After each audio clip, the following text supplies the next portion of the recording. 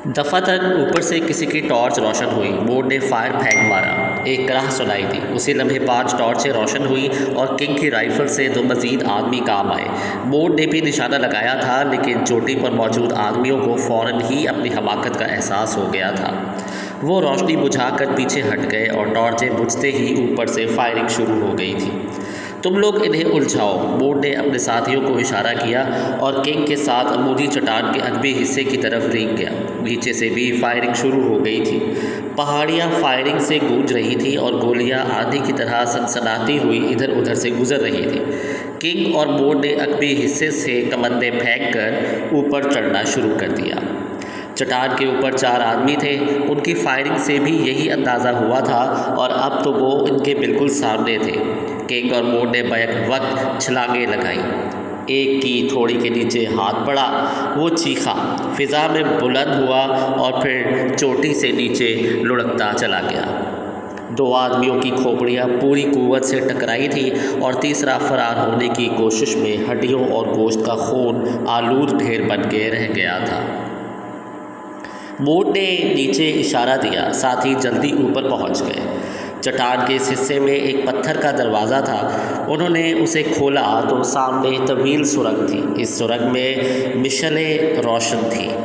गार से बाहर निकले तो उन्हें एक पूरी बस्ती नज़र आई जो चारों तरफ से फलकपोश पहाड़ों से घिरी हुई थी। गालिबन इस वजह से अब तक किसी ने उसे दूर से भी नहीं देखा था। मध्यम चांदनी में उन्हें कई झोंपड़ियाँ नज़र आईं। बस्ती के दरमियान से एक छोटी सी नदी गुज़र रही थी। उसके किनारे दरख्तों के नीचे खुले दरवाज़ों के झोंपड़ों में हर तरफ बरहंगी का अजीब सा बाजार लगा हुआ था। मर्द औरतों को झंझोड़ रहे थे। कराहें और लज़्ज़त में सिसकारियाँ सुनाई दे रही थी। किंग ने आंखें मली। उसने इतने वसी पैमाने पर बेहयाई कभी नहीं देखी थी। वो नदी के किनारे किनारे आगे बढ़ने लगे। फिर अचानक उन्हें 7 मुहाफ़िज़ नज़र आए जो सीधे उन्हीं की तरफ बढ़ रहे थे। मेरा ख़्याल है ये नए पहरेदार हैं जो पिछले पहरेदारों की जगह लेने जा रहे हैं, फ़ादर हॉडसन ने कहा। हाँ, और मेरा मशवरा है कि हम में से हर शख्स खामोश रहे, यूसुफ बोला। वो पहरेदारों के करीब पहुँचे। एक पहरेदार ने बर्बर ज़ुबान में कुछ कहा जिसका जवाब यूसुफ ने दिया। वो और करीब पहुंच गए। तब इन नए पहरेदारों को एहसास हुआ कि उनके सामने खड़े हुए आदमी उनके साथी नहीं हैं, लेकिन अब इनका समझना बेकार था। बोर और किंग ने 2 की गर्दनें तोड़ दी थी और अब्दुल ने एक का गला दबाकर उसे हमेशा के लिए खामोश कर दिया था। फ़ादर हॉडसन, यूसुफ और इब्राहिम ने 3 आदमियों को ठिकाने लगा दिया। लाशों को एक तरफ झाड़ियों में डालकर उन्होंने पहरेदारों के कपड़े पहन लिए और बंदूकें उठाए आगे बढ़ने लगे। दफातन 5 नीम बरहना लड़कियां उनके सामने न जाने कहाँ से पहुँच गईं। उनमें से एक ने किंग से लिपटने की कोशिश की, लेकिन उसने उसे दूर धकेल दिया। हमें कुछ काम और भी करने हैं, उसने सख्त लहजे में कहा। यहाँ कोई दूसरा काम नहीं हो सकता। लड़की खिलखिलाकर हंस पड़ी। किंग नफ़रत से मुंह मोड़कर आगे बढ़ गया। उसने लड़की की बाई रान के अंदरूनी रुख एक सुर्ख दायरा देख लिया था। ये निशान रेड सर्कल की इन मखसूस लड़कियों का था जिन्हें गुनाह की तरगीब देने के लिए ख़ास तौर से तरबियत दी जाती थी। किंग हैरान था कि काकोनान का शैतानों की जन्नत से क्या ताल्लुक़ है। वो अय्याश नहीं हो सकता था। अगर वो औरतों की तरफ राग़िब हो गया तो फिर उसकी जिस्मानी क़ुव्वत मशकूक हो सकती थी, लेकिन ये बात किसी तरह भी करीन कयास नहीं थी, क्योंकि किंग कंगफू के किसी मास्टर के लिए जिस्मानी क़ुव्वत के अलावा दुनिया की किसी चीज़ में कोई दिलचस्पी हो ही नहीं सकती थी। वो आगे बढ़े तो उन्हें एक महल नज़र आया। चट्टानी पत्थरों को काट कर महल बनाया गया था। किंग ने अब तक जितने भी महल देखे थे उनमें ये सबसे मजबूत महल था। वो इस महल की तरफ बढ़ने लगे। किंग सोच रहा था कि क्या काकोनान इस महल में मौजूद होगा। महल के चारों तरफ गहरी खंदक थी और इसमें गाढ़े सयाल जैसा पानी था। खंदक पर एक पुल था जो फाटक तक बना हुआ था। दरवाजे या पुल पर कोई मुहाफ़िज़ नहीं था। وہ دروازے سے اندر داخل ہوئے تو کنگ کے ذہن میں بلیک اسپیرٹ شراب خانہ گھوم گیا۔ اسے محل میں اس قدر آسانی سے داخلے پر حیرت تھی۔ محل میں چرس کا دھواں پھیلا ہوا تھا۔ دروازے سے اندر جاتے ہی ایک برہنہ لڑکی ان کے سامنے آ گئی۔ اس کے ہاتھوں میں ایک ٹرے تھی جس پر کانچ کا ایک خوبصورت حقہ تھا۔ حقے کی نہ سے دھواں نکل رہا تھا۔ لڑکی نے ٹرے والے ہاتھ آگے بڑھائے۔ آپ کو کتنی لڑکیوں کی ضرورت ہے؟ یوسف جلدی سے آگے بڑھا۔ کنگ نے حقے کی نیک اس کی طرف بڑھا دی۔ اس نے ایک کش لگایا اور بربر زبان میں لڑکی سے بولا، ہم عظیم کاکونات سے ملاقات کے لیے آئے ہیں۔ لڑکی کی نشے سے بوجھل آنکھیں پھیل گئیں۔ کاکونات مصروف ہے اور آپ نے نہیں اور انہیں نہیں بلایا جا سکتا۔ اس کے پاس ایک نئی سفید فام لڑکی ہے اور وہ اسے چھوڑ کر جلدی باہر نہیں آ سکے گا۔ ٹھیک ہے، ہم انتظار کریں گے، یوسف نے جواب دیا، اور انتظار کی کوفت دور کرنے کے لیے وہ معنی خیز انداز میں مسکراتی ہوئی دروازے کی طرف بڑھ گئی۔ کنگ کمرے میں موجود آدمیوں کو دیکھنے لگا۔ ہر طرف چٹائیوں اور قالینوں پر برہنہ اور نیم برہنہ مرد اور عورتیں اخلاق و آداب کو بالائے طاق رکھ کر چرس کے نشے میں ڈوبے ہوئے پڑے تھے۔ کنگ نے جھرجھری لی اور ان چار سرخ لبادے والوں کی طرف نظریں گھمائیں جو ایک طرف بیٹھے ایک جوڑے کی خرمستیاں دیکھ رہے تھے۔ چونکہ وہ خود اس محفل نشاط میں شامل نہیں تھے، اس لیے کنگ کو یہ اندازہ لگانے میں دشواری نہیں ہوئی کہ وہ کنگ فو کے ماسٹر ہیں۔ لڑکی جلدی واپس آئی۔ اس کے ساتھ 6 لڑکیاں اور تھیں جن کے چہرے جذبات سے عاری تھے۔ ان کے برہنہ جسم زنجیروں میں جکڑے ہوئے تھے اور وہ نگاہیں جھکائے کھڑی تھیں۔ لڑکی انہیں کنگ اور اس کے ساتھیوں کے حوالے کر کے چلی گئی اور وہ لڑکیوں کے ساتھ ایک نیم تاریک گوشے میں بیٹھ گئے۔ لڑکیوں نے محسوس کیا کہ ان میں سے کوئی بھی گناہ کی طرف راغب نہیں ہے، تو آنکھیں بند کیے خاموش بیٹھے رہیں۔ ان کے چہروں پر مایوسی، خوشی یا حیرت کا کوئی تاثر نہیں تھا۔ کنگ اور اس کے ساتھیوں کو بے چینی سے کاکونات کے باہر آنے کا انتظار تھا۔ البتہ یوسف حیرت سے آنکھیں پھاڑے 6 میں سے ایک لڑکی کو مسلسل گھور رہا تھا۔ کاکونات چرس کے دم لگا رہا تھا۔ اس کی آنکھیں سرخ تھیں۔ وہ ادھ کھلی آنکھوں سے کیری کو گھور رہا تھا۔ یہ وہی لڑکی تھی جسے وہ مراکش ایکسپریس سے اٹھا لایا تھا۔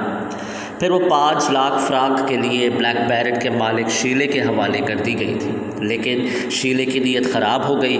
اس نے صرف 1 لاکھ فرانک اور کیری پر قناعت کر لی تھی، حالانکہ لڑکی دکھا کر اور رقم حاصل کر کے اسے دونوں کو عبداللہ تک پہنچا دینا تھا، تاکہ یہ رقم اور لڑکی کو شیطانوں کی جنت میں کاکونان کو پہنچا دیا جاتا۔ کیری اس وقت بھی برہنہ تھی اور شیلے کا قاتل البانو اسے پوری طرح کچل رہا تھا۔ اس شیطانی کھیل سے لطف اندوز ہوتے ہوئے کاکونات سوچ رہا تھا کہ اسے اپنی قوت بحال رکھنے کے لیے کتنی بڑی قربانی دینا پڑتی ہے۔ وہ پھیکی مسکراہٹ کے ساتھ کیری کو گھورنے لگا جس نے چند منٹ تک جد و جہد کی تھی، اور پھر اس کا پورا جسم البانو کے رحم و کرم پر تھا۔ اچانک اسے عبداللہ کے پے در پے شکستوں کا خیال آ گیا۔ اس نے دونوں برہنہ جسموں سے منہ موڑ لیا۔ اس کی آنکھیں خون آلود محسوس ہو رہی تھی۔ اس کا پورا جسم غم و غصے سے تن گیا۔ اس کے جسم کے ایک ایک حصے سے توانائی پھوٹ رہی تھی۔ اس قدر ناکام آدمی کو زندہ رہنے کا کوئی حق نہیں۔ وہ سوچ ہی رہا تھا کہ عبداللہ اندر داخل ہوا۔ وہ تعظیماً جھکا۔ ترک مقرر نے کاکونان کی طرف دیکھا جو بغور اسی طرح دیکھ رہا تھا جہاں وہ جھکا کھڑا تھا۔ خود عبداللہ کے چہرے پر ناراضگی کے تاثرات تھے۔ وہ کوئی بڑی رقم وصول کرنے کے لیے اسی طرف ناراضگی کا اظہار کرتا تھا، اور کسی بھی مشن سے واپسی پر اس کی یہی حالت ہوتی تھی۔ عظیم عبادت خانے میں چند آدمی تم سے ملاقات کے لیے آئے ہیں، اس نے کاکونات سے کہا۔ ان سے کہو کہ فی الحال استبل میں لیٹ کر سو جائیں۔ کاکونان غرایا۔ عبداللہ کے ہونٹوں پر مسکراہٹ نمودار ہوئی، لیکن اگلے ہی لمحے چرس کا وزنی حقہ فرش سے فضا میں بلند ہوا اور پھر اڑتا ہوا عبداللہ کی طرف آیا۔ حقے کا نچلا حصہ دھات کا بنا ہوا تھا۔ وہ پوری قوت سے عبداللہ کے سینے سے ٹکرایا اور اس کا سینہ یوں کھل گیا جیسے کاغذ کا بنا ہوا ہو۔ وہ ابھی دروازے میں ہی کھڑا تھا، الٹ کر گرا اور کروٹ بدل کر اٹھنے لگا، لیکن لڑکتا ہوا سینے پر پہنچ گیا۔ اس کی خون میں نہائی ہوئی لاش درجنوں سیڑھیوں سے لڑکتی ہوئی اس بڑے ہال میں آ گری جہاں چرس کا دھواں پھیلا ہوا تھا اور ہر طرف برہنہ جوڑے بکھرے ہوئے تھے۔ یوسف اس وقت بھی برہنہ لڑکی کو گھور رہا تھا۔ اس کی آنکھوں میں نمی پیدا ہو گئی تھی اور ہاتھ کانپنے لگے تھے۔ اس نے ہاتھ بڑھایا، لیکن فادر ہانسل نے اس کا ہاتھ تھام لیا۔ نہیں بیٹے، یوسف کی سرگوشی سانپ کی پھنکار جیسی تھی۔ میں جانتا ہوں، خاموش ہو، تم جذبات میں آ کر کھیل بگاڑ دو گے، فادر ہانسل اسے سمجھانے لگا۔ کنگ کے کانوں میں بھی ان کی باتوں کی بھنک پڑ گئی تھی۔ اس نے لڑکی کی طرف بغور دیکھا۔ وہ ایک خوبرو لڑکی تھی، لیکن اب تک اس نے ایک بار بھی نگاہ اٹھا کر یوسف کی طرف نہیں دیکھا تھا۔ کنگ جانتا تھا کہ یہ یوسف کی منگیتر اور چچازاد بہن غزالہ ہے، جسے کاکونان کے گرگے بستی پر حملہ کر کے اٹھا لائے تھے، اور یوسف اس کی تلاش میں ایک عرصے سے مارا پھر رہا تھا۔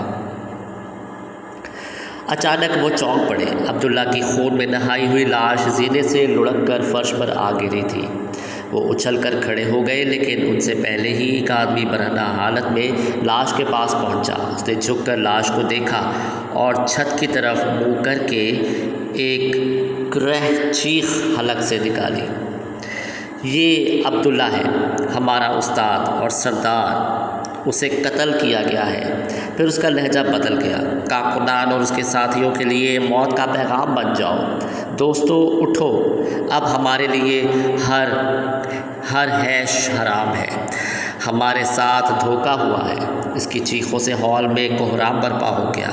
عبداللہ کے انگنت شکست خون وہ ساتھی وہاں داد عیش دے رہے تھے، لیکن اب ان میں ہلچل پیدا ہو گئی تھی۔ نشے نے ان کا حلیہ خراب کر رکھا تھا۔ ان کی حالت اندھوں جیسی تھی اور وہ لڑکھڑاتے ہوئے عبداللہ کی لاش کی طرف بڑھ رہے تھے۔ کنگ اور اس کے ساتھیوں نے تاریک گوشے سے اٹھنے کی کوشش کی، لیکن مور کا اشارہ پا کر رک گئے۔ انہیں وہ 4 سرخ لبادوں والے زینے کے سامنے کھڑے نظر آ رہے تھے، جنہیں وہ چرس پیتے دیکھ چکے تھے۔ انہوں نے چیخو پکار کرنے والے عبداللہ کے ساتھیوں کو روک رکھا تھا۔ اچانک ان کی طرف لپکے اور پھر ایک ہولناک جنگ کا آغاز ہو گیا۔ بڑے ہال میں چیخوں، کراہوں اور دردناک آوازوں کا شور بلند ہوا۔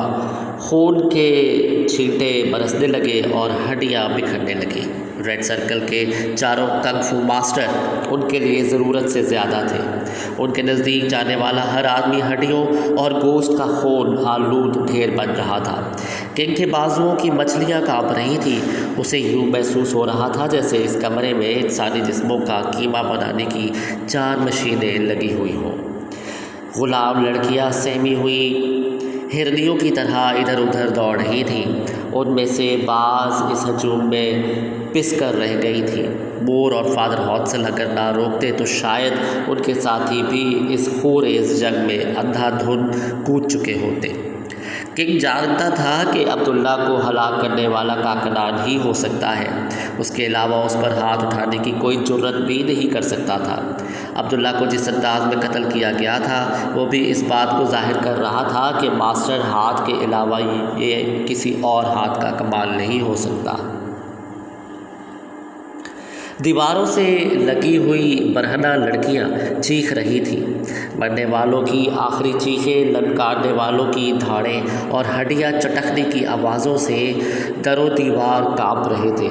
تھوڑی دیر بعد جب بڑے ہال میں لاشیں ہی لاشیں نظر آنے لگیں تو شکست خوردہ سپاہی بھاگنے لگے۔ ریڈ سرکل کے ماسٹروں نے ان کا تعاقب نہیں کیا۔ وہ انہیں اوپر جانے سے روکنا چاہتے تھے اور اس مقصد میں کامیابی نہیں ہوئی تھی۔ وہ چاروں خاموشی سے زینے کی طرف بڑھے۔ ابھی انہوں نے چند سیڑھیاں ہی طے کی تھیں کہ مورڈ نے کنگ کو اشارہ کیا اور خود بھی ہال کے روشن حصے میں کود گیا۔ رک جاؤ دوستو، تمہیں نرم گوشت کاٹنے کا موقع مل چکا ہے۔ اس کی غراہٹ خوفناک تھی۔ اب تمہیں اپنے برابر کے چند آدمیوں سے بھی نمٹ لینا چاہیے۔ چاروں ماسٹر رک گئے۔ انہوں نے پلٹ کر دیکھا۔ سرخ لباسوں میں انہیں اپنے ہی آدمی نظر آئے۔